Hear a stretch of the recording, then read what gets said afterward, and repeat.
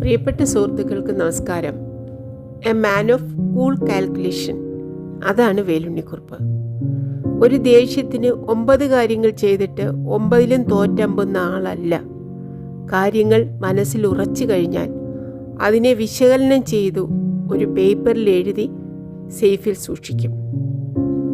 കോപം മാറിക്കഴിയുമ്പോൾ ഒരാഴ്ച കൊണ്ട് പലതും ചിന്തിച്ചു വരുംവരായികൾ നല്ലോണം ആലോചിച്ച ശേഷം സേഫ് തുറന്ന് ആ പേപ്പർ എടുത്ത് നോക്കും. ഒത്തുപോകാൻ വയ്യാത്തതായി തോന്നുന്ന കാര്യങ്ങൾ അപ്പോൾ തന്നെ വെട്ടിക്കളയും. ഏറ്റവും ഒടുവിലത്തെ ഓപ്ഷനാണ് മറ്റേ വഴി, എന്നുവെച്ചാൽ പേപ്പറിൽ എഴുതാൻ പാടില്ലാത്ത വഴി. സപ്തതിക്ക് ദിവസങ്ങൾ മാത്രം ബാക്കി നിൽക്കെ പഴയ ഓർമ്മകളിലേക്ക് വേലുണ്ണിക്കുറുപ്പിനെ തള്ളിവിട്ടത് ശങ്കുണ്ണി നായരുടെ ഭീഷണിയാണ്. മകളെപ്പോലെ സുഭദ്രയും മകനെപ്പോലെ ശ്രീധരനും സുഖവും ഉണ്ടായിട്ടും ഒരു മകനോ മകളോ സ്വന്തമായി വേണമെന്ന് എല്ലാവരെയും പോലെ വേലുണ്ണിക്കുറുപ്പും ആഗ്രഹിച്ചു. പക്ഷേ വിധി മുന്നേ തന്നെ കളങ്ങളിൽ കറുപ്പണിഞ്ഞ് കാത്തിരിക്കുന്നുണ്ടായിരുന്നു. വേലുണ്ണിക്കുറുപ്പ് അതറിഞ്ഞില്ല. വായിക്കാം. 5-ാം അധ്യായത്തിൻ്റെ 3-ാം ഭാഗം. വാതിൽ ചാരുന്ന ഒച്ച കേട്ടിട്ടും കുറച്ചുനേരം കണ്ണടച്ച് തന്നെ കിടന്നു. ഭദ്ര പോയെന്ന് തീരുമാനമാക്കാൻ. പോയാലും തിരിച്ചു വന്നു കൂടായികയില്ല. കെടാവിളക്കിൽ എണ്ണയൊഴിച്ച് പ്രാർത്ഥന കഴിഞ്ഞു. കിടക്കു മുമ്പ് ഒരിക്കൽ കൂടി വന്നു നോക്കും ചിലപ്പോൾ. പിന്നെ രാത്രി എത്ര വട്ടം വന്നു നോക്കുമെന്നറിഞ്ഞുകൂടാ. ഉറക്കമേ ഇല്ലെന്ന് തോന്നും. ഈ മുറിയിൽ തന്നെ കിടക്കണമെന്നാണ് പെണ്ണിന്. അത് വേണ്ട. പിന്നെ അവൾ കണ്ണടയ്ക്കുക പോലുമില്ല. തൽക്കാലം അതിൻ്റെ ആവശ്യമില്ല. സഹായം വേണമെങ്കിൽ വിളിക്കാൻ ബെല്ലുണ്ടല്ലോ. വേലുണ്ണിക്കുറുപ്പ് വലത്തെ കൈകൊണ്ട് തപ്പി നോക്കി. ചരടിൽ ഞാത്തിയിട്ട ബസറിൽ പിടികിട്ടി. അത് തലേണയുടെ ഇടയിലേക്ക് തിരികെ വെച്ചു. ചെവി ഓർത്തു. ഒച്ചയും അനക്കവുമില്ല. കണ്ണു തുറന്ന് തുറച്ചു നോക്കി. ഇരുട്ട് തുരന്ന് മറുവശം കാണാൻ ശ്രമിക്കുന്നത് പോലെ. ഒന്നും കാണുന്നില്ല. കൊതുകുവല പോലും കണ്ണിൽ പെടുന്നില്ല. അതിൻ്റെ വീർപ്പുമുട്ടിക്കുന്ന സാന്നിധ്യം അനുഭവപ്പെടുന്നുണ്ടെങ്കിലും കണ്ണിൻ്റെ കാഴ്ച കുറഞ്ഞു തുടങ്ങിയിരിക്കുന്നു. പകൽ സമയത്തെ നേരിയ മങ്ങലുണ്ട്. രാത്രി നല്ല പ്രകാശമുള്ള വിളക്ക് വേണം. അല്ലെങ്കിൽ നിഴല് പോലെ ചിലതൊക്കെ കാണാമെന്നല്ലാതെ ഒന്നും തിരിച്ചറിയില്ല. കണ്ണട വെച്ചാൽ പോലും. ആ വയസ്സായില്ലേ? പുതപ്പിന്റെ ഉള്ളിൽ നിന്ന് ഇടത്തെ കൈ വലിച്ചൂരിയെടുത്തു. താടിമീശയ്ക്കിടയിൽ ചൊറിഞ്ഞു. ഉറക്കം വരുന്നില്ല.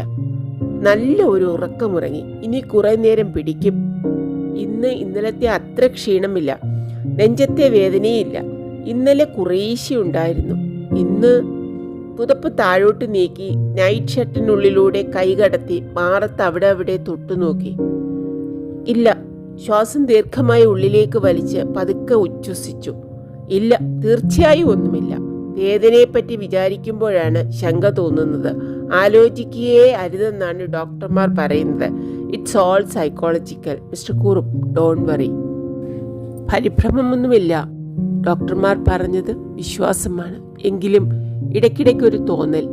അപ്പോൾ ഇത്തിരി ഭയം. ഉടനെ ചിരിക്കാനും തോന്നും. എന്താ ഭയപ്പെടാനുള്ളത്? ഇനി മരിക്കുകയല്ലാതെ വേറെന്താ വേണ്ടത് ജീവിതത്തിൽ? മണി എത്രയായി ആവും? മരുന്ന് തരുമ്പോൾ വലിയ ലൈറ്റ് ഇട്ടിട്ടില്ല അവള്. ഇനി ക്ലോക്ക് അടിക്കുന്നത് കേട്ടാലേ അറിയൂ. 10 കഴിഞ്ഞിരിക്കണം. 11-നാണല്ലോ മരുന്ന് തരിക പതിവ്. ഇന്നെന്തോ ഉറക്കത്തിനുള്ള ഗുളിക കഴിക്കാൻ നിർബന്ധിച്ചില്ല. നേരത്തെ നല്ല ഉറക്കം ഉറങ്ങിയത് കൊണ്ടാവും. അല്ലെങ്കിൽ അവൾ സമ്മതിക്കില്ല.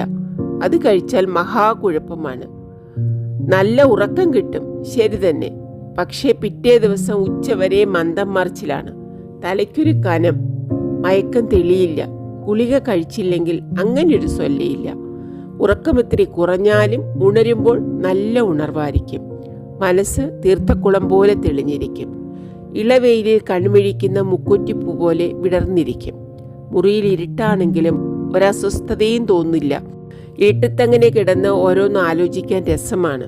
വെളിച്ചത്തെപ്പറ്റി, ഇരുട്ടിനെ പറ്റി, ഇരുട്ടിൻ്റെ ആവൃത്തി ശക്തിയെപ്പറ്റി, അതിലുഴലുന്ന മനുഷ്യനെപ്പറ്റി, മനുഷ്യൻ്റെ അജ്ഞതയെപ്പറ്റി, കാമക്രോധാദികളുടെ തിരയടിയിൽ പൊങ്ങുതടി പോലെ മറയുന്ന ജീവിതത്തെപ്പറ്റി, സൃഷ്ടിയെപ്പറ്റി, സൃഷ്ടിയും സ്ഥിതിയും സംഹാരവും അന്തർലീനമായ പ്രപഞ്ചത്തെപ്പറ്റി, പ്രപഞ്ചത്തിൻ്റെ പ്രഭവമായ ചൈതന്യത്തെപ്പറ്റി, ചൈതന്യ സ്വരൂപനായ ഈശ്വരനെ പറ്റി, ആലോചനയുടെ ഓളപ്പാത്തിയിൽ ആലില പോലെ അങ്ങനെ ഉയരുകയും താഴുകയും ചെയ്യുമ്പോൾ പൂജാമുറിയിൽ നിന്ന് നാമസങ്കീർത്തനം ഉയരും, ഭദ്രയുടെ ഭക്തിനിർഭരമായ സ്വരത്തിൽ. അല്ലെങ്കിൽ റേഡിയോഗ്രാമിൽ നിന്ന് വെങ്കടേശ്വര സുപ്രഭാതമോ സഹസ്രനാമമോ മറ്റോ. അതിനേക്കാൾ ഇഷ്ടം ഭദ്രയുടെ നാമം ചൊല്ലലാണ്. അവളുടെ ശബ്ദം തനിക്ക് ആത്മധൈര്യവും സമാധാനവും തരും. ചെവി കൊടുത്തങ്ങനെ കിടക്കുമ്പോൾ തൻ്റെ ചുണ്ടുകളും ഉരുവിടും, നാരായണ നാരായണ. ഉരുവിട്ട് തന്നെത്താൻ മറക്കുന്ന ഒരവസ്ഥയിലേക്ക് വഴുതി വീഴും. പൂജയും പ്രാർത്ഥനയും കഴിഞ്ഞ് അവൾ വന്ന് വിളിക്കുമ്പോഴേ പിന്നെ ഉണരൂ. ഇപ്പോഴെത്രയാണ്? 10:30, 11:30? ഇല്ല, അത്രയാവാൻ വഴിയില്ല. അവൾ 11 മുമ്പേ കിടക്കുമല്ലോ. രാവിലെ 4-4:30 മുൻപ് എഴുന്നേൽക്കുകയും ചെയ്യും. ഇങ്ങനെയൊരു പെണ്ണ്, താൻ ഒരാൾക്ക് വേണ്ടി. വാതിലാരോ തുറന്നുവോ? കണ്ണിറുക്കി അടച്ചു. ഉണർന്നാണ് കിടക്കുന്നതെന്ന് അവൾക്ക് സംശയം തോന്നിയാൽ തീർച്ചയാണ് ഗുളിക വിഴുങ്ങിക്കും. അല്ലെങ്കിലേ അവൾക്ക് ആക്ഷേപമുണ്ട് താൻ ഉറങ്ങുന്നത് പോരെന്ന്. രാവുണ്ണിയോട് പറയുന്നത് കേട്ടു. കൊച്ചച്ഛന് രാത്രി ഉറക്കം ശരിയാവണില്ല. അതിൻ്റെയും ഉണ്ട്. ഉറക്കത്തിൽ ഇടയ്ക്കൊക്കെ ഞെട്ടി ഉണരും. അവളതെങ്ങനെ മനസ്സിലാക്കി? കഴിഞ്ഞ കുറച്ച് ദിവസമായി 2 മണിക്കും 3 മണിക്കുമൊക്കെ ഉണരാറുണ്ട്. പലപ്പോഴും ദുസ്വപ്നം കണ്ടാണ് ഞെട്ടി ഉണരുക. കട്ടിലിന്മേൽ നിന്ന് ആരോ ഉരുട്ടി താഴെയിടുന്ന സ്വപ്നമാണ് കാണുക. 3-4 തവണയായി കാണുന്നു. എന്താണാവോ ഇങ്ങനെ? അവളോട് മിണ്ടിയിട്ടില്ല. പറഞ്ഞാൽ അവൾ പരിഭ്രമിച്ച് ബഹളം കൂട്ടും. രാവുണ്ണി ചോദിച്ചു, എന്താ ഏട്ടന് ഉറക്കം സുഖാവണില്ല? ക്ഷീണം കാണാനുണ്ടല്ലോ. ഗുളിക കഴിക്കാറില്ലേ? ഉറക്കൊക്കെ സുഖാവണുണ്ട്. സൂക്ഷിക്കണം, ഇന്നലെ ഇത്തിരി റെസ്റ്റ്ലെസ് ആയതല്ലേ. അവൻ കൈത്തണ്ട പിടിച്ച് നാടി നോക്കി, ബ്ലഡ് പ്രഷർ നോക്കി. നല്ല പന്തിയല്ലല്ലോ എന്ന് തലയാട്ടുന്നുണ്ടായിരുന്നു. ശരിയാണ്, അസ്വസ്ഥതയുണ്ടായിരുന്നു. അതിന് കാരണമുണ്ട്. അതിന് കാരണം അവന്റെ സീമന്തപുത്രനാണെന്ന് അവനറിയില്ലേ? അല്ല, ആ ചെക്കനെ എന്തിനാ പറയുന്നത്? അവനൊരു പൊട്ടൻ, പിരിമുറുക്കാൻ പിന്നാലെ നടക്കുന്നില്ലേ ശകുനി. ആ ഏട്ടയുടെ ആങ്ങള, പൊന്നാങ്ങള. എന്ത് ചെയ്യാം, രാവുണ്ണിയുടെ സ്വന്തം ആൾക്കാരായി പോയില്ലേ. അല്ലെങ്കിൽ രാവുണ്ണിയുടെ എന്ന് പറയുമ്പോൾ രാവുണ്ണി അല്ലാതെ എൻ്റെ എന്ന് പറയാൻ ആരുണ്ട്? ഭൂതകാലങ്ങളിൽ വേരോടി നിൽക്കുന്ന ഒരേ ഒരു ബന്ധം അതാണല്ലോ. മാത്രമല്ല, അവനെപ്പോലെ ഒരു അനിയനെ കാണാൻ കിട്ടില്ല. ആ രാക്ഷസിയുടെ കയ്യിൽ പെട്ടതേ തകരാറുള്ളൂ. ഇല്ലെങ്കിൽ ഇപ്പോഴും രാമലക്ഷ്മണന്മാർ തന്നെ ആയിരുന്നേനെ. ഇപ്പോഴും അവന് സ്നേഹവും ഭക്തിയും കുറവൊന്നുമില്ല. അവളെ പേടിച്ച് അത്ര തന്നെ കാണിക്കണില്ല എന്ന് മാത്രം. ഏതായാലും മണൽക്കുന്നിൽ തറവാട്ടിലെ എന്ന് സ്നേഹത്തോടെ ഉള്ളിൽ കരുതാൻ വേറെ ആരുമില്ല. മരുമക്കളൊക്കെ തലതെറിച്ചുപോയി. ഗംഗൻ കഴിവേറി. അവന്റെ തലയിൽ ഇനിയും ഇടുത്തി വീഴാത്തതാണ് അത്ഭുതം. വീഴും, എന്നെങ്കിലും ഒരു ദിവസം വീഴും. അത്ര വലിയ ദ്രോഹമാണല്ലോ ചെയ്തിട്ടുള്ളത്. പിന്നെ ഒരുത്തനുള്ളത് കരുണനാണ്. അവനും കുരുത്തം കെട്ടോൻ തന്നെ. മണിക്കുട്ടിയാണ് പെണ്ണിന്റെ ഒരു പൊടിപ്പുള്ളത്. അവളുടെ പോക്കും പന്തിയല്ല. തന്നോടാരും ഒന്നും തെളിച്ച് പറയാറില്ലെങ്കിലും ചിലതൊക്കെ മനസ്സിലാവുന്നുണ്ട്. ഉച്ചതിരിഞ്ഞു വന്നിരുന്നു അത്രേ സുഖുവിന്റെ കൂടെ. വന്നൊന്ന് കണ്ടതുപോലുമില്ല. ഒരേ ഒരു മരുമകള്. അവൾക്ക് അതിനൊക്കെ എവിടെയാ നേരം? അല്ലെങ്കിൽ എന്തമ്മാമൻ പഠിപ്പിച്ചത് ഇവിടെ കൊണ്ടുവന്നതും കല്യാണം കഴിച്ചു കൊടുത്തതുമൊക്കെ വല്യമ്മാമനാണെന്ന് അവൾ മറന്നിരിക്കുന്നു. ആ കല്യാണമാണ് പിശകായത്. സ്വത്തിന്റെ കാര്യം വരുമ്പോൾ മൊശങ്ങോടൻ ശകുനി നായര് കണക്ക് പറയാൻ എത്തും, ഭീഷണിപ്പെടുത്താനും. ഇങ്ങോട്ട് വരട്ടെ ഇനി. ശകുനിക്ക് വേലുവേട്ടനെ മനസ്സിലായിട്ടില്ല. ഒരു ദമ്പടി അവൾക്കും കുട്ടികൾക്കും കൊടുക്കില്ല, അത് തീർച്ച. എല്ലാവർക്കും വേണ്ടത് കൊടുക്കണം എന്നാണ് ഉണ്ണി പറയണത്. എന്തിന്? കൊടുത്തേനെ, മര്യാദയ്ക്കായിരുന്നെങ്കിൽ. മര്യാദയില്ലാതെ അവകാശം പറഞ്ഞു വന്നാൽ? വയസ്സായി, ആരോഗ്യം കുറഞ്ഞു.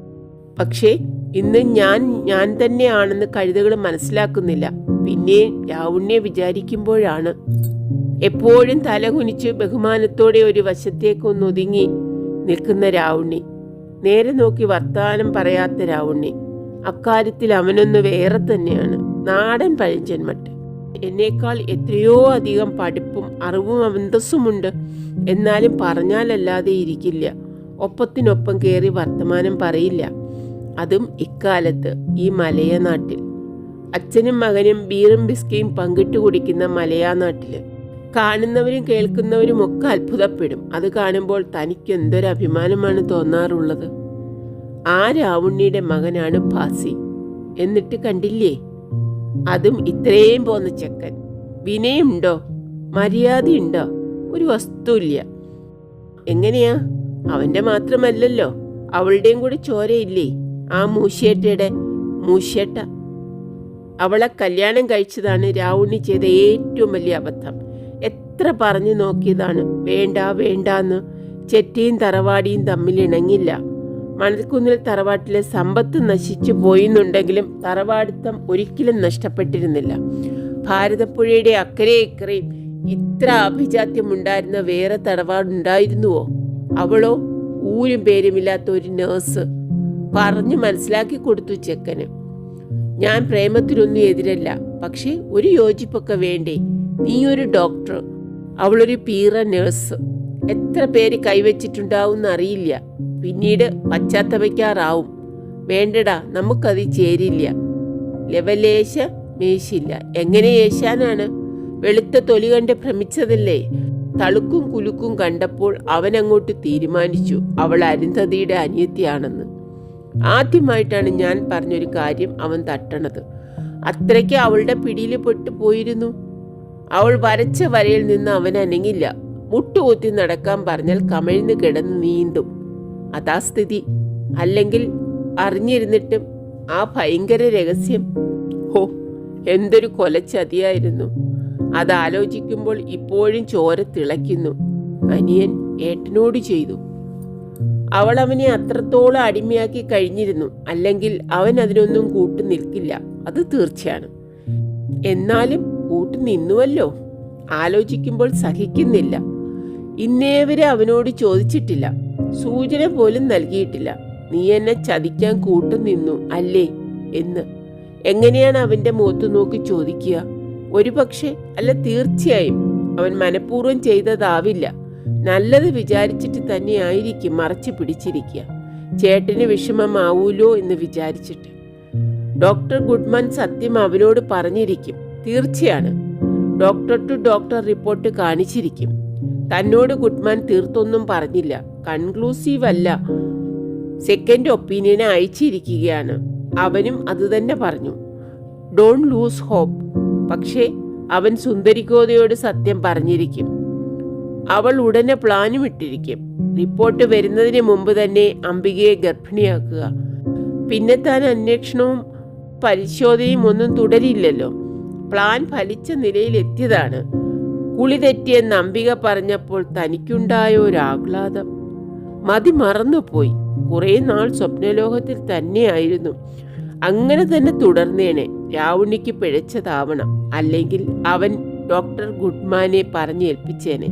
സെക്കൻഡ് ഒപ്പീനിയൻ ഏട്ടനെ അറിയിക്കേണ്ട, എന്നോട് പറഞ്ഞാൽ മതി. പക്ഷേ ദൈവമെന്നൊരാളുണ്ടല്ലോ.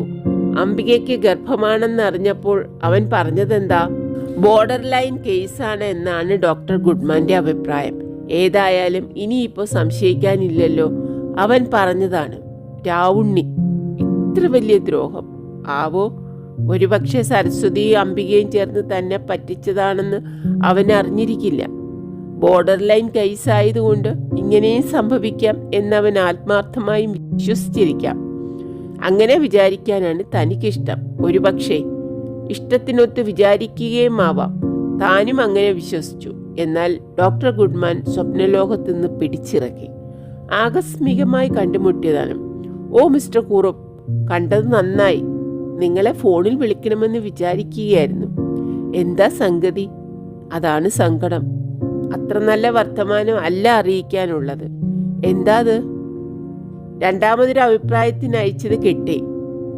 ഇന്ന് രാവിലെ നിങ്ങൾക്കൊരച്ഛനാവാൻ കഴിയുന്ന കാര്യം സംശയമാണ്. വളരെ സംശയം. എന്ത്?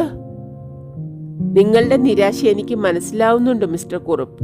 പക്ഷേ കുഴപ്പം നിങ്ങളുടെ ഭാര്യയ്ക്കല്ല, നിങ്ങൾക്കാണ്. അവൾക്ക് ഒരമ്മയാവാൻ കഴിയും, പക്ഷെ നിങ്ങൾക്ക് ഒരച്ഛനാവാൻ കഴിയുമെന്ന് തോന്നുന്നില്ല. തൻ്റെ തുറിച്ചുനോട്ടത്തിൻ്റെ അർത്ഥം ഡോക്ടർ ശരിക്ക് തന്നെയാണോ മനസ്സിലാക്കുന്നത്? ആദ്യം തോന്നിയത് തമാശയാണ്. പക്ഷെ ഇപ്പോൾ സംശയം എന്നല്ലേ പറഞ്ഞത്?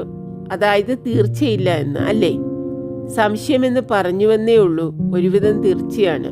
ഒരുവിധമെന്നല്ല, നല്ല തീർച്ചയാണ്. കാലത്ത് ബേസിനിൽ ഛർദ്ദിക്കുന്ന അംബികയുടെ രൂപം മനസ്സിൽ നിറഞ്ഞു നിൽക്കുന്നു. അപ്പോൾ അതിൻ്റെ അർത്ഥം ഡോക്ടർ എന്തൊക്കെയോ പറയുന്നുണ്ട്. ഒരു വിസർജ്യത്തിൽ 400-500 മില്യൺ ബീജങ്ങൾ. എണ്ണം പകുതി കണ്ട് കുറഞ്ഞു പോയാൽ തന്നെയും ഗർഭോത്പാദനം നടക്കില്ല. താങ്കളുടെ ശുക്ലത്തിൽ പേരിനെങ്കിലും 1-2 ഇല്ല. താങ്കളുടെ വൃഷണങ്ങളുടെ തകരാറാണ്. മിസ്റ്റർ കുറുപ്പ്, എനിക്കറിയാം, ഇത് വളരെ വേദനാജനകമാണ്. പരാജിതനായി തല കുനിച്ചിരിക്കുന്നു. പതുക്കെ എഴുന്നേറ്റ് പോരുന്നു. ആരെയോ കാണാൻ അപ്പോയിൻമെൻ്റ് ഉണ്ടായിരുന്നു. അത് മറന്ന് കാറിലേക്ക് തിരിച്ചു നടക്കുന്നു. അപ്പോഴാണ് ഡോക്ടർ പറഞ്ഞതിൻ്റെ പൊരുൾ മനസ്സിൻ്റെ അടിത്തട്ടിലേക്ക് കിനിഞ്ഞിറങ്ങുന്നത്. എനിക്ക് അച്ഛനാവാൻ കഴിയില്ല.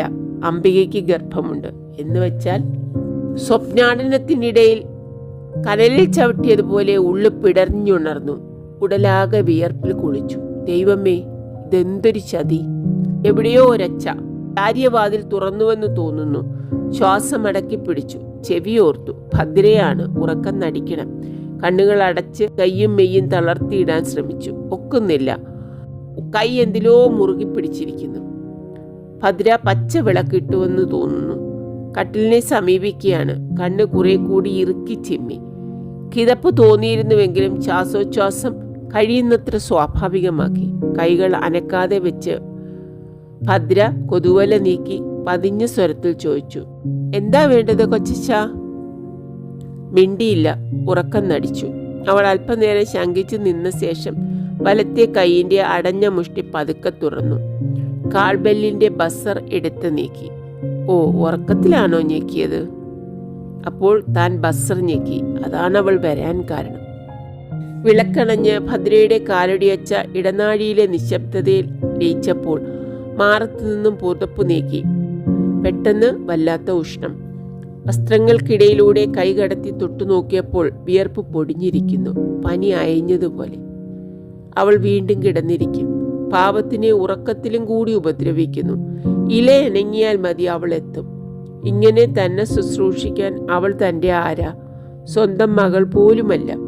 സ്വന്തം മകൾ, സ്വന്തം മകൻ ഒക്കെ ഒരു ഭ്രമ, മായ. അവളുടെ ശുശ്രൂഷയാണ് തനിക്ക് വിധിച്ചിട്ടുള്ളത്. അതും അവൾക്ക് അത്ര വലിയ അപകാരം ചെയ്തിട്ട്. ശിക്ഷയാവാം. ആവാമെന്നല്ല, ആണ്.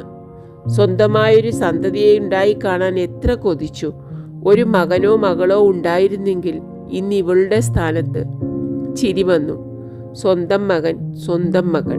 സ്വന്തമായിരിക്കില്ലെന്ന് മാത്രം. അന്ന് അതൊന്നും അറിഞ്ഞിരുന്നില്ലെങ്കിൽ ഇന്ന് സ്വന്തം മകൻ്റെ, സ്വന്തം മകളുടെ, സ്വന്തമെന്ന് പറഞ്ഞാൽ ആരുടെ?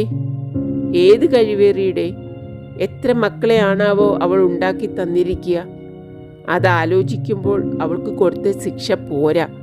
ഇഞ്ചിഞ്ചായി മുറിച്ചു കൊല്ലേണ്ടതായിരുന്നു. ദ്രോഹി. ഇത്തിരി സ്വത്തിനു വേണ്ടി ഇത്രയും വലിയ വഞ്ചന. അവളും സരസ്വതിയും, ഒരുപക്ഷെ ശകുനിയും കൂട്ടുനിന്നിരിക്കും. എത്ര എളുപ്പമായ വിദ്യ! പക്ഷേ അവർ വേലുണ്ണിക്കുറുപ്പിനെ മനസ്സിലാക്കിയില്ല. വിഡ്ഢിയാണെന്ന് കരുതി. വേലുണ്ണിയുടെ തനിനിറം എഡിഞ്ചർ സാഹിബ് പറഞ്ഞു, mister Kurup, you are a man of cool calculation, almost devil like. മുഴുവനും അഭിനന്ദനപരമായിട്ടാണോ പറഞ്ഞതെന്ന് സംശയമുണ്ട്. എങ്കിലും അഭിമാനം തോന്നി. പഠിച്ച കള്ളനെന്ന് പേര് കേട്ട സാക്ഷാൽ എഡിഞ്ചർ സാഹിബ് പോലും തന്നെ മതിച്ചിരിക്കുന്നു. Cool calculation, cool calculation. ഉള്ളിലിരുവിട്ട് തന്നെത്താൻ തലയാട്ടി. മനുഷ്യനായാൽ അങ്ങനെ വേണം. വികാരത്തിൽ ഒലിച്ചു പോവരുത്. പെട്ടെന്ന് എന്തെങ്കിലും ചെയ്യരുത്. തിടുക്കത്തിൽ അബദ്ധം പ്രവർത്തിച്ച് നെടുനാൾ പശ്ചാത്തപിക്കുന്നത് കൊണ്ട് പുണ്യമില്ല. ക്ഷോഭിക്കരുത്, പകയ്ക്കരുത്, പരിഭ്രമിക്കരുത്, പതറരുത്. സമചിത്തത കൈവിടരുത്.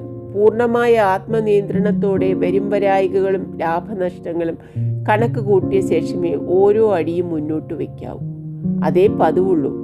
അവസാനത്തെ അടവ് കണ്ടുവേണം ആദ്യത്തെ കരു നീക്കാൻ. അടിയറവ് പറയിക്കുന്നത് വരെയുള്ള ഓരോ നീക്കവും മുൻകൂട്ടി കാണണം. വേണ്ടി വന്നാൽ കള്ളക്കളി കളിക്കണം. എന്തുകൊണ്ട് പാടില്ല? കൈ വിറയ്ക്കാതെ കരുവുന്തണം. ഒടുവിൽ ഉദ്ദേശിച്ച ദിക്കിൽ തന്നെ കാര്യങ്ങൾ കൊണ്ടുചെന്ന് കെട്ടണം. അതായിരുന്നു എന്നും തൻ്റെ മാർഗം. അതായിരുന്നു വിജയരഹസ്യവും. അങ്ങനെയല്ലായിരുന്നെങ്കിൽ ഇന്നത്തെ നിലയും വിലയും കൈവരുമായിരുന്നു. എടുത്തുചാട്ടക്കാരനായിരുന്നുവെങ്കിൽ ഇന്ന് എവിടെയായിരിക്കും? പകയ്ക്കുകയും പരിഭ്രമിക്കുകയും ചെയ്യുന്ന കൂട്ടത്തിലായിരുന്നെങ്കിൽ ഇന്ന് ജയിലിലല്ലേ ആയിരിക്കുക? അഥവാ അന്ന് തന്നെ തൂക്കിലേറ്റിയിരിക്കില്ലേ? വന്ന കോപത്തിന് ഉടനടി എന്തെങ്കിലും ചെയ്തിരുന്നെങ്കിൽ, ഓരോ കാൽവെപ്പും മുൻകൂട്ടി പ്ലാൻ ചെയ്യാതെയാണ് പ്രവർത്തിച്ചിരുന്നെങ്കിൽ, ഒരൊറ്റ വാക്കിൽ, ഒറ്റ നോട്ടത്തിൽ പതറിച്ച് നീളിച്ചിരുന്നുവെങ്കിൽ. ഇല്ല, അങ്ങനെയൊന്നും സംഭവിച്ചില്ല. ഉരുക്കു മനുഷ്യനായിരുന്നു, ഉരുക്കു മനുഷ്യൻ. അതാലോചിക്കുമ്പോൾ ഇപ്പോഴും ഒരു സംതൃപ്തി തോന്നുന്നു, ക്രൂരമായ മൃഗീയമായ സംതൃപ്തി. വേലുണ്ണിയെ പറ്റിക്കാമെന്ന് വിചാരിച്ചപ്പോഴോ? പതറിച്ച അല്പമെങ്കിലും തോന്നിയത് ഡോക്ടറെ വിട്ട് കാറിൽ കയറിയപ്പോൾ മാത്രമാണ്. അദ്ദേഹത്തിന് തെറ്റുപറ്റി കൂടായികയില്ല. 2 ഡോക്ടർമാർക്കും അങ്ങനെ വരുമോ? എന്തുകൊണ്ട് വന്നൂടാ? വിചാരിക്കാത്തത് എന്തെല്ലാം സംഭവിക്കുന്നു. അംബിക തന്നെ ചതിക്കുമെന്ന് വിശ്വസിക്കാനേ കഴിയുന്നില്ല. പക്ഷെ ചതിച്ചിട്ടുണ്ട് എന്നും തീർച്ചയാണ്. പരസ്പരം കോർത്തു വലിക്കുന്ന ചിന്തകൾ മനസ്സിൽ കുട്ടിക്കരണമിട്ടു. ഒന്നും വ്യക്തമല്ല, തലയ്ക്കൊരടി കൊണ്ടതുപോലെ. കാറിൽ കയറിയതും ഓട്ടിച്ചു പോയതും സ്വപ്നം പോലെയായിരുന്നു. കൊളീസിയം ബാറിൽ ചെന്നിരുന്ന് ഒരു ഗ്ലാസ് തണുത്ത ബീർ അകത്താക്കിയപ്പോഴേ മനസ്സിന്റെ സമനില തിരിച്ചു കിട്ടിയുള്ളൂ. ആരാണ് മറ്റവൻ എന്ന ചോദ്യമാണ് ആദ്യം മനസ്സിലുദിച്ചത്. ആരാണ്? ആരായാലും അവനെ വെറുതെ വിടരുത്, കൊന്നു കുഴിച്ചിടണം. അരിശം മനസ്സിൽ കലിതുള്ളി. തണുത്ത ബീർ അകത്ത് ചെല്ലും തോറും പക്ഷേ അതടങ്ങി. വാസ്തവത്തിൽ അത് അപ്രധാനമാണ്. അയാൾ ഒരു പിഴവും ചെയ്തിട്ടില്ല.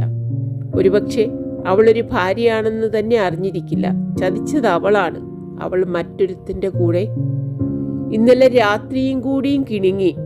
ആൺകുട്ടി വേണോ പെൺകുട്ടി വേണോ? എന്ത് കുട്ടിയായാലെന്താ? അവളുടെ മുടിയിൽ വിരലോടിച്ചു. ആയുസിട്ട് കിട്ടണം. ആണുങ്ങൾക്ക് പെൺകുട്ടി വേണം എന്നായിരിക്കും മോഹമത്രേ. ആവോ, എനിക്ക് അങ്ങനെയൊന്നുമില്ല. നീ പെറ്റ ഒരു കുഞ്ഞിനെ കാണണം, അത്രയേ ഉള്ളൂ. പെൺകുട്ടിയാവുന്ന എനിക്ക് തോന്നണത്. കാരണമൊന്നുമില്ല, അങ്ങനെ ഒരു തോന്നലെന്ന് മാത്രം. ആയിക്കോട്ടെ, നിന്നെപ്പോലെ സുന്ദരിയും സൽസ്വഭാവിയുമായാൽ മതി. അവളുടെ കവളത്ത് സ്നേഹത്തോടെ കിള്ളുന്നു. അവൾ തന്നോട് ചേർന്ന് കിടക്കുന്നു. താൻ അവളെ മാറോടണയ്ക്കുന്നു. പിടിച്ചൂട്ടി അങ്ങനെ കിടക്കുമ്പോൾ പിറക്കാനിരിക്കുന്ന കുഞ്ഞ് മനസ്സ് നിറഞ്ഞു നിൽക്കുകയായിരുന്നു. പുല്ലിലിട്ട വെള്ളരിക്ക പോലെ ഒരു കൊച്ചു സുന്ദരി. കാക്കപ്പൂ പോലെ കറുത്ത കൊച്ചു കണ്ണുകൾ, വയമ്പുകുറി തൊട്ട നെറ്റി, പിണുപിണുന്നനെയുള്ള കൈകൾ, മടക്കി പിടിച്ച വിരലുകൾ. നിവർത്തുമ്പോൾ ആമ്പൽപ്പൂ വിടരുന്നു. പതുക്കെ പൊക്കിയെടുത്ത് മുഖത്തണയ്ക്കുന്നു. അച്ഛനൊരു ഉമ്മത. അച്ഛൻ, വല്ലവന്റെയും വിത്തിൽ പിറന്ന സന്തതിയുടെ അച്ഛൻ.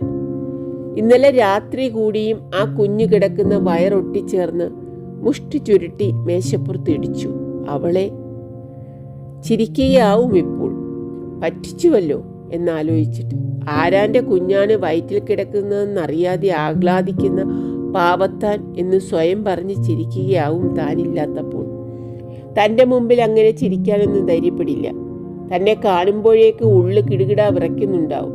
എത്രയായാലും പെണ്ണല്ലേ, കുറ്റം ചെയ്താൽ വിറയ്ക്കാതിരിക്കില്ല. ശരിയാണ്, ഈയിടെയായി അവൾക്ക് ഉള്ളിൽ എന്തോ പേടി കയറിയ മട്ടുണ്ട്. ഒറ്റയ്ക്കാവുമ്പോൾ വിഷാദത്തോടെ വിദൂര നോക്കിയിരിക്കുന്നത് കാണാം. താനെങ്ങാൻ കയറി ചെന്നാൽ വല്ലാതെ ഞെട്ടും. ഒരിക്കൽ പറയുക തന്നെയുണ്ടായി, ഇങ്ങനെ പേടിപ്പിക്കരുത് കേട്ടോ. ഞാൻ പേടിപ്പിച്ചില്ലല്ലോ. ഇങ്ങനെ പെട്ടെന്ന് പിന്നെന്ന് വന്നാൽ പേടിക്കില്ലേ? പിന്നെന്നല്ലല്ലോ വന്നത്. എന്താ നിനക്കൊരാലോചന? ഒന്നുമില്ല. ഗൈനക്കോളജിസ്റ്റ് പറഞ്ഞു, സാരമില്ല, ചില സ്ത്രീകൾക്ക് അങ്ങനെ ഉണ്ടാവും, സദാ ഒരു വിഷാദഭാവം, ആദ്യത്തെ പ്രസവത്തിൽ പ്രത്യേകിച്ചും. ഓഹോ, അങ്ങനെയാണ്. എങ്കിൽ സാരമില്ല, പരിഭ്രമിക്കാനില്ല. താൻ എന്തൊരു വിട്ടേ. ഈ വിഷാദഭാവം അതല്ലെന്ന് മനസ്സിലാക്കിയില്ലല്ലോ. ഇപ്പോൾ എല്ലാം വ്യക്തമാണ്. ഭയം, കുറ്റബോധം, മടിയിൽ കനമുണ്ട്, അതുകൊണ്ട് വഴിയിൽ ഭയമുണ്ട്. ചില്ലറ കനമൊന്നുമല്ല. ഉള്ളിലെ കുരുവിന് ഒരു കഴഞ്ചു പോലും കാണില്ല തൂക്കം. പക്ഷേ ഒരാനയുടെ കനം തോന്നുന്നുണ്ടാവണം അവൾക്ക്. അപരാധബോധത്തേക്കാൾ ഭാരിച്ചതായി മറ്റൊന്നുമില്ലല്ലോ. ഓരോ തവണ ഞെട്ടുമ്പോഴും അവൾ പശ്ചാത്തപിക്കുന്നുണ്ടാവുമോ? ഇത് വേണ്ടിയിരുന്നില്ല എന്ന്? ഉണ്ടാവില്ല. അങ്ങനെ തോന്നുന്നവൾ ഇങ്ങനെ ചെയ്യില്ല. അബദ്ധം പറ്റിയതല്ല, മനഃപൂർവ്വം ചെയ്തതാണ്.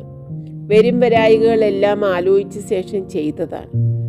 എങ്കിലും കുറച്ചെങ്കിലും ഇല്ലാതിരിക്കുമോ? 1-2 തവണ കരഞ്ഞു തോർക്കുന്നു. മുൻപൊരിക്കലും കരഞ്ഞു കണ്ടിട്ടില്ല. മലാക്കയിൽ നിന്ന് തിരിച്ചെത്തിയ ദിവസം രാത്രി ചേച്ചിയുടെ കൂടെ കുറേ ദിവസം താമസിക്കാൻ പോയതാണ്. ചേച്ചിയും കുട്ടികളെയും ജീവനാണ്, പ്രത്യേകിച്ചും അശോകന്. എത്രയെടുത്താലും ഓമനിച്ചാലും മതിയാവില്ല. സന്തതിയില്ലാത്ത ദുഃഖം അവനെ താലോലിച്ച് തീർക്കുകയാണ്. അവരെയൊക്കെ വിട്ടുപോകുന്നത് കൊണ്ടാവും സങ്കടമെന്ന് വിചാരിച്ചു. പക്ഷെ പകലൊന്നും കരഞ്ഞില്ലല്ലോ. ഉത്സാഹത്തിലായിരുന്നുവെന്ന് വരെ തോന്നി. രാത്രി കിടക്കുമ്പോഴും. ഒന്നിൽ ചില്ലുവാനം മാസം പിരിഞ്ഞിരുന്നതാണല്ലോ. അതിൻ്റെ ദാഹവും ആർത്തിയും അവൾക്കുണ്ടായിരുന്നു. ആക്രാന്തം പോലെ. അതൊക്കെ കഴിഞ്ഞു തനിക്ക് ഉറക്കം പിടിച്ചപ്പോഴാണ് തേങ്ങൽ കേട്ടത്. എന്താണെന്ന് മനസ്സിലായില്ല. പെണ്ണുങ്ങളല്ലേ, വെറുതെയും വേണ്ടാതെയും കരയും. അതവരുടെ സ്വഭാവമാണ്. ഇപ്പോൾ മനസ്സിലാവുന്നു. അവൾ കരഞ്ഞത് മനസാക്ഷിയുടെ കുത്തുകൊണ്ടാവണം. ഗർഭിണിയാണെന്ന് തീരുമാനമായ ശേഷമാണ് തിരിച്ചു വന്നതെന്ന് വ്യക്തം. പരബീജത്തെ ഉള്ളിൽ വഹിച്ചുകൊണ്ട് തന്നെ പുണർന്നപ്പോൾ അവൾ ഞടുങ്ങിയിരിക്കും. ഞടുങ്ങാതിരിക്കാൻ സാധ്യമല്ല. മനുഷ്യനല്ലേ, സ്ത്രീയല്ലേ. പ്രത്യേകിച്ചും അംബിക അത്ര കുടിലയല്ല. ചില്ലറയിലൊരു വിഡ്ഢിയുമാണ്. വേഷം കെട്ടി നടക്കണം എന്നല്ലാതെ വേറെ വിചാരമൊന്നുമില്ല. വിഷം കുത്തിവെച്ചത് സരസ്വതിയാവണം. അതെ, ആ ചെറ്റയ്ക്ക് ഇങ്ങനത്തെ കുബുദ്ധി തോന്നും. അംബികയ്ക്കാണെങ്കിൽ ചേട്ടത്തി കാണപ്പെട്ട ദൈവമാണ്. പറഞ്ഞതൊക്കെ അനുസരിക്കും. ആ മൂദേവി അവളെ ഭയപ്പെടുത്തിയിരിക്കും. സന്തതിയില്ലെങ്കിൽ സ്വത്തത്രയും ശ്രീധരനും ഭദ്രയും കൊണ്ടുപോകും. നീ വഴിയാധാരമാവും. അംബികയ്ക്കാണെങ്കിൽ ഒരു സന്തതി ഉണ്ടായി കാണാനുള്ള ആഗ്രഹം അടക്കാനാവാത്തതാണ്. ഭർത്താവിന് സന്തതി ഉൽപ്പാദിപ്പിക്കാൻ കഴിവില്ലെന്ന് തെളിഞ്ഞു. അപ്പോൾ പിന്നെ ഒരു വഴിയേ ഉള്ളൂ. നെയ്യപ്പം തിന്നാലാണെങ്കിൽ കാര്യം രണ്ടുണ്ട് താനും. പിന്നെ എന്താ സംശയിക്കാൻ പെണ്ണെ? അത് ശരിയാണെന്ന് അംബികയ്ക്കും തോന്നിയിരിക്കും. വൈദ്യർ കൽപ്പിച്ചതും പാല്, രോഗി ഇച്ഛിച്ചതും പാലെന്ന് പറഞ്ഞതുപോലെ പിന്നെ എന്തിനു മടിക്കുന്നു? എടീ ഭയങ്കരി, നിന്റെ പാപത്തിന് മാപ്പില്ല. കൊളീസ്യത്തിൽ നിന്നിറങ്ങുമ്പോൾ അത്രയും മനസ്സിലുറപ്പിച്ച് കഴിഞ്ഞിരുന്നു. മാപ്പ് കൊടുത്തുകൂടാ. തക്ക ശിക്ഷ നൽകുകയും വേണം. എന്ത് ശിക്ഷ? കൊല്ലുകയാണ് വേണ്ടത്, ഒറ്റ ചവിട്ടിന്. പക്ഷേ എന്തു തന്നെ വന്നാലും ശരി, ഒരു പാഠം പഠിപ്പിക്കണം അവളെയും ആ മൂദേവിയും. വഴികൾ പലതും മനസ്സിലുദിച്ചു. പക്ഷേ സ്വയം പറഞ്ഞുറപ്പിച്ചു, ധൃതിപ്പെട്ടൊന്നും ചെയ്യരുത്. തന്നെ കൂടി ബാധിക്കുന്ന കാര്യമാണ്. അപവാദത്തിന്, ദുഷ്പ്രവാദത്തിന് ഇട നൽകരുത്. ചെളിയിൽ തള്ളിയാൽ തൻ്റെ മേത്തും തെറിച്ചു വീഴും. നടപടി എന്തായാലും അത് തികച്ചും ഭദ്രമായിരിക്കണം. അവർ രണ്ടുപേർക്കും മാത്രമേ ബാധകമാകാവൂ. തൻ്റെ ദേഹത്ത് ഒരു കറുത്ത പുള്ളിയും വീഴരുത്. കീറാമുട്ടികളെ നേരിടുമ്പോൾ എന്നും ചെയ്യാറുള്ളത് പോലെ ചെയ്തു. വാതിലടച്ചിരുന്ന് ആലോചനകൾ ഇല്ലം തിരിച്ച് കടലാസിലെഴുതുക. പോംവഴികളും ഒന്നിട്ട് ഓരോന്നായി സ്വയം ചർച്ച ചെയ്ത് വെട്ടിക്കളയുക. സിൽവർ ജൂബിലിയിൽ മാനേജരായിരുന്ന മക്കീവൻ സാഹിബിൻ്റെ പഠിപ്പ്. സാഹിബ് എല്ലാം കടലാസിലെഴുതി സേഫിൽ വെച്ച് പൂട്ടും. കുറേ ദിവസം കഴിഞ്ഞ് പുറത്തെടുക്കൂ. അപ്പോഴേക്കും മനസ്സിൽ അവ്യക്തമായി കിടന്നിരുന്നതൊക്കെ വ്യക്തമായി തീർന്നിരിക്കും. പിന്നെ തീരുമാനമെടുക്കാൻ എളുപ്പമാണ്. തൻ്റെയും അനുഭവം അതുതന്നെയാണ്. ആഫീസിൽ ചെന്നിരുന്ന് വാതിലടച്ച് കടലാസിൽ എഴുതി വെച്ചു. ഇപ്പോഴും കണ്ണിൽ കാണുന്നു. വെളുത്ത് തടിച്ച കടലാസിൽ പച്ചമഷിയിൽ എഴുതിയത്. എടുക്കാവുന്ന തീരുമാനങ്ങൾ: 1. ഒന്നും അറിയാത്ത ഭാവം നടിച്ച് ജീവിക്കുക. അവളുടെ സന്തതിയെ സ്വന്തം സന്തതിയായി വളർത്തുക. 2. അവളെ ഭേദ്യം ചെയ്ത് കുറ്റം സമ്മതിപ്പിക്കുക. എന്നിട്ട് എ. അവളെ ഉപേക്ഷിക്കുക. ബി. അവളുടെ രഹസ്യ കാമുകനെ കെട്ടിയേൽപ്പിക്കുക. 3. അവളുടെ ഗർഭം അലസിപ്പിച്ച് കളയുക. 4. അവളെ ഇന്ത്യയിലേക്ക് തിരിച്ചയക്കുക. അവിടെ പോയി എന്തോ ചെയ്തു കൊള്ളട്ടെ. ചെലവിന് വല്ലതും കൊടുക്കാം. 5. മറ്റേ വഴി. മറ്റേ വഴി അതെന്താണെന്ന് കടലാസിൽ എഴുതിക്കൂടാ. 2 ആഴ്ച കഴിഞ്ഞാണ് കടലാസ് സേഫിൽ നിന്നെടുത്തത്. ഓരോന്നായി വായിച്ചു വെട്ടിക്കളഞ്ഞു. അവളുടെ സന്തതിയെ സ്വന്തം സന്തതിയായി വളർത്തുക സാധ്യമല്ല തന്നെ. ഓരോ തവണ തന്നെ കാണുമ്പോഴും സരസ്വതി ഉള്ളുകൊണ്ട് ചിരിക്കുന്നത് കണ്ണിൽ കാണുന്നു. തമ്മിൽ ഭേദം തൂങ്ങിച്ചാവുകയാണ്. അവളെ ഉപേക്ഷിക്കുന്നത് കൊണ്ടും കാര്യമില്ല. ചീത്തപ്പേര് ബാക്കി നിൽക്കും. വല്ലാത്ത ചീത്തപ്പേര്. അത് പറ്റില്ല. അലസിപ്പിച്ച് കളയുക പ്രയാസമുള്ളതല്ല. രഹസ്യമായി തന്നെ നടത്താം. എന്നിട്ടോ അവളുടെ കൂടെ തന്നെ വേണ്ടേ ജീവിക്കാൻ? നാണം കെട്ട ഏർപ്പാട്. തമ്മിൽ ഭേദം നാട്ടിലേക്ക് തള്ളി അയക്കുകയാണ്. പക്ഷെ അതുകൊണ്ടും പ്രയോജനമില്ല. സരസ്വതി ഇങ്ങോട്ട് വരുത്തിയാലും വരുത്തും. തൻ്റെ മുഖത്ത് ചെളിവാരി തേക്കാൻ ഇല്ല, അതൊന്നും നടപ്പില്ല. ഒരേ ഒരു വഴിയേ ഉള്ളൂ, മറ്റേ വഴി. കടലാസ് സിഗരറ്റ് കൊണ്ട് കൊളുത്തി കരിച്ചു കളഞ്ഞു. മുറി പൂട്ടി പുറത്തിറങ്ങി. തീരുമാനമെടുത്ത് കഴിഞ്ഞിരിക്കുന്നു. മറ്റേ വഴി. അവളെ ഒഴിച്ചു കെട്ടുക. അതെ, അവൾ ജീവിച്ചിരിക്കരുത്. ജാരസന്തതിക്ക് ജന്മം നൽകാൻ ബാക്കി ഉണ്ടാവരുത്. അവൾ ഒഴിയണം. സരസ്വതിക്കൊരു പാഠവുമാകണം. അതെ, ആ മൂദേവിയെ ഒരു പാഠം പഠിപ്പിക്കണം. വേലുണ്ണിക്കുറുപ്പിന്റെ സ്വത്ത് അനിയത്തിയിലൂടെ ചോർത്തെടുക്കാമെന്നല്ലേ സ്വപ്നം. മിണ്ടാതെ അനങ്ങാതെ ഇരുന്നാൽ അത് നിറവേറിയനെ. സന്തതി ഉണ്ടായാലും ഇല്ലെങ്കിലും സ്വത്ത് മുഴുവൻ അംബികയ്ക്ക് തന്നെയല്ലേ പോവുക. അവൾ എൻ്റെ ഭാര്യയല്ലേ. അത് ആലോചിക്കാനുള്ള ബുദ്ധി ചെറ്റക്കഴുതയ്ക്ക് ഉണ്ടായില്ല. അല്ലെങ്കിൽ പൊന്മട്ടിയിടുന്ന താറാവിൻ്റെ വയറ് കീറാൻ ശ്രമിക്കുമോ? ആകാശക്കൊട്ടകളൊക്കെ ഇടിഞ്ഞു പൊളിഞ്ഞ് അവളുടെ തലയിൽ തന്നെ വീഴണം. സ്വത്തും അനിയത്തിയും നഷ്ടപ്പെട്ട് അണ്ടിപോയ അണ്ണാനായി അവൾ നിൽക്കുന്നതൊന്ന് കാണണം. കണ്ടു ചിരിക്കണം. മനം കുളിർക്ക ചിരിക്കണം. അപ്പോഴേ മനസ്സിന് സ്വസ്ഥത കിട്ടും. അതെ, അതാണ് ശരിയായ വഴി. അംബികയെ ഉള്ളൊന്ന് പതറിയോ? ഇല്ലെന്ന് പറഞ്ഞുകൂടാ. കൊല്ലിക്കുക പുത്തരിയല്ല. കൊല്ലികയും സാമ്രാജ്യം വെട്ടിപ്പിടിക്കുന്നത് പോലെയായിരുന്നു തൻ്റെയും കഥ. യുദ്ധകാലത്ത് ജപ്പാൻ കൊടികൊത്തി നിന്ന കാലത്ത് ഈ കൈകൊണ്ട് തന്നെ, അതിനു മുൻപേ തന്നെ സ്യൂമോയും അവളുടെ ഗാങ്സ്റ്റർമാരും ചോരയുടെ മണം അനുഭവിപ്പിച്ചതാണല്ലോ. അല്ല, ഒരാളുടെ മരണം തനിക്കൊരു പ്രശ്നമല്ല, പ്രത്യേകിച്ചും സ്വന്തം അഭിമാനത്തിൻ്റെ പ്രശ്നമാകുമ്പോൾ. എങ്കിലും യുദ്ധകാലത്തെ സ്ഥിതി അല്ല ഇപ്പോൾ. നിലയും അന്നത്തെ അല്ല. 5-6 കൊല്ലം കൊണ്ട് താൻ മലയിലെ എണ്ണപ്പെട്ട പ്രമാണിമാരിൽ ഒരാളായി തീർന്നിരിക്കുന്നു. എന്ത് ചെയ്യുന്നതും സൂക്ഷിച്ചു വേണം. കൈകളിൽ അദൃശ്യമായ വിലങ്ങുകളുണ്ട് എന്നല്ല. അംബികയെ അതാലോചിക്കുമ്പോഴും വിമ്മിഷ്ടമുണ്ട്.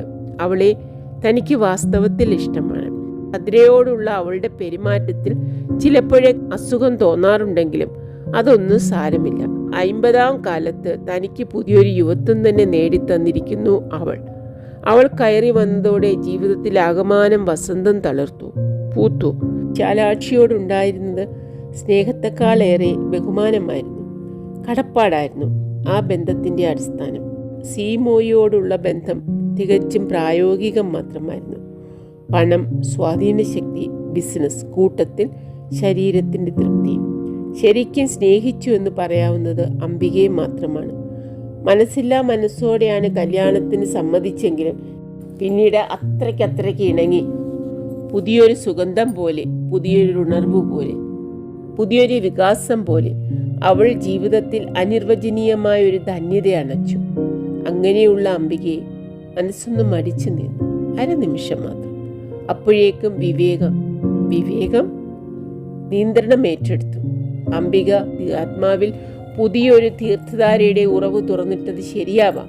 പക്ഷേ ആ ഉറവിൽ അവൾ വിഷം കലർത്തി. പൂതനയെ പോലെ വിഷം തേച്ച് മുലയൂട്ടാനാണ് അവൾ ശ്രമിച്ചത്. അവൾ വിഷകന്യകയാണ്. വെച്ചേക്കരുത്, കഥ കഴിക്കണം. അല്ലെങ്കിൽ അവൾ തന്നെ ലോകത്തിൻ്റെ മുന്നിൽ കോവർ കഴുതിയാക്കും. അതെ, പാതക്കയ്പുള്ള തീരുമാനങ്ങൾ പാകിയതാണ്. വിജയമാണ് മുഖ്യം. വിജയം. വേലുണ്ണിക്കുറുപ്പ് ദീർഘമായെന്ന് നിശ്വസിച്ച് ഇരുട്ടത്ത് താടി തലോടി. എന്താണ് വിജയം? എന്താണ് പരാജയം? എല്ലാ അർത്ഥമില്ലാത്ത വാക്കുകൾ, വൃദ്ധമായ തോന്നലുകൾ, പൊള്ളയായ ഭാവനകൾ. ഇന്നലെ വിജയമായി ആഘോഷിച്ചത് ഇന്ന് പരാജയമായി കണ്ട് കണ്ണീരൊഴുക്കുന്നു. വൈരക്കല്ലുകളായി കൈക്കുടന്നയിൽ കോരിയെടുത്തത് മഞ്ഞിൻ കട്ടകളായി ഒഴുകിപ്പോകുന്നു. ഇന്നലത്തെ ചിരിയോർത്ത് ഇന്ന് കരയുന്നു. ശൂന്യത അവശേഷിക്കുന്നു. ഒടുവിൽ തിരിഞ്ഞു നിന്ന് എന്ത് നേടിയെന്ന് ചോദിക്കുമ്പോൾ മറുപടി നൽകാൻ മാറ്റൊലി കൂടിയില്ല. അതാണ് ഭയാനകമായ സത്യം. വീണ്ടും നെടുവീർപ്പിട്ട് ഒരു വശം ചെരിഞ്ഞു കിടന്നു. നേരം കുറേയായിരിക്കണം. ഉറക്കം വരുന്ന ലക്ഷണവുമില്ല.